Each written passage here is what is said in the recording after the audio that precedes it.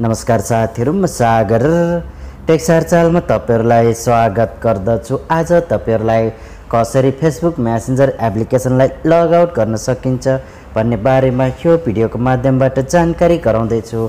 यदि तपाईहरु Facebook messenger use गर्नुहुन्छ र तपाईले फेसबुक मेसेन्जरलाई आफ्नो मोबाइल फोनमा लग आउट गर्न चाहनुहुन्छ भने आजको यो भिडियो तपाईहरुको लागि धेरै युजफुल रहनेछ। आउनुहोस् साथीहरु, कसरी फेसबुक मेसेन्जर एप्लिकेसनलाई आफ्नो मोबाइल फोनमा लग आउट गर्न सकिन्छ भन्ने बारेमा यो भिडियोको माध्यमबाट जानौं। आउनुहोस् सुरु गरौं।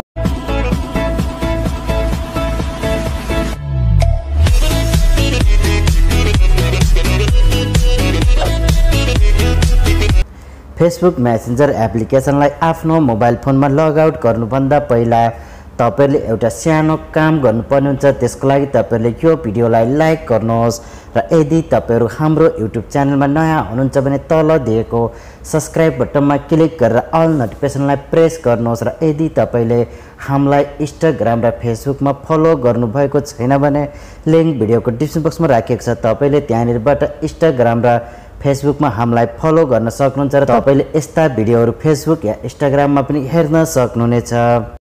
अब तपाईहरुले आफ्नो मोबाइल फोनमा रहेको फेसबुक मेसेन्जर एप्लिकेसनलाई आफ्नो मोबाइल फोनबाटै लग आउट गर्नको लागि तपाईले धेरै आसान तरिकाले लग आउट गर्न सक्नुहुन्छ। त्यसको लागि तपाईले आफ्नो मोबाइल फोनमा दुईटा सेटिङलाई इनेबल गर्नुपर्ने हुन्छ। तपाईले त्यो दुईटा सेटिङलाई आफ्नो मोबाइल फोनमा इनेबल गरिसकेपछि तपाईले फेसबुक मेसेन्जर एप्लिकेसनलाई आफ्नो मोबाइल फोनमा लग आउट गर्न सक्नुहुन्छ। त्यसको लागि तपाईहरु आफ्नो मोबाइल फोनको होम स्क्रिनमा आउनुहोस् र तपाईले सबैभन्दा पहिला आफ्नो मोबाइल फोनमा रहेको फेसबुकलाई लग आउट गर्नुहोस्। त्यसको लागि तपाईले माथि दिएको थ्री डटमा क्लिक गर्नुहोस् र तपाईले पुनः तल जानुहोस् र अब तपाईले यहाँनिर एउटा लग आउटको अप्सन पाउनुहुन्छ। तपाईले लग आउटको अप्सनमा क्लिक गर्नुहोस्।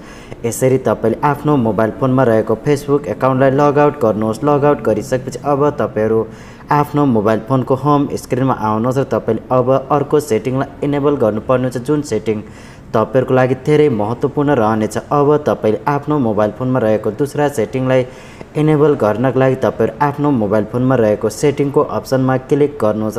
अब तपाईले यहाँनिर आफ्नो मोबाइल फोनमा रहेको एउटा एप म्यानेजर फोल्डरलाई यहाँनिर सेलेक्ट गर्नुहोस्, जुन तपाईले आफ्नो मोबाइल फोनको कुनै पनि अप्सनमा पाउन सक्नुहुन्छ। यदि तपाईले स्यामसङ मोबाइल फोन युज गर्नुहुन्छ भने तपाईलाई सेटिङको बाहिरै तपाईले देख्न सक्नुहुन्छ एउटा एप म्यानेजरको अप्सन पाउनुहुन्छ। या तपाईले भिभो या ओप्पो युज गर्नुहुन्छ भने तपाईले तल दिएको मोर अप्सनमा क्लिक गरेर तपाईले यहाँनिर एप म्यानेजरको अप्सनलाई पाउन सक्नुहुन्छ। तपाईले यही सेटिङलाई स्यामसङको बाहिरै सेटिङमा एप म्यानेजरको अप्सनबाट पाउन सक्नुहुन्छ। तपाईले अब यहाँनिर आफ्नो मोबाइल फोनमा रहेको फेसबुक मेसेन्जरलाई सर्च गर्नुहोस्, जुन तपाईहरुको लागि एउटा धेरै महत्त्वपूर्ण रहनेछ र तपाईले हेर्न सक्नुहुन्छ। जुन तपाईले यहाँनिर फेसबुक मेसेन्जर देख्न सक्नुहुन्छ। अब तपाईले आफ्नो फेसबुक मेसेन्जरलाई यहाँनिर सेलेक्ट गर्नुहोस्। सेलेक्ट गरिसकेपछि अब तपाईले आफ्नो मोबाइल फोनमा रहेको यो फेसबुक मेसेन्जरको स्टोरेजको अप्सनमा क्लिक गर्नुहोस् र अब तपाईले तल दिएको क्लियर डाटामा एउटा क्लिक गर्नुहोस्। तपाईले क्लियर डाटामा क्लिक गरिसकेपछि तल दिएको क्लियरमा क्लिक गर्नुहोस् र अब तपाईले पुनः ब्याक जानुहोस्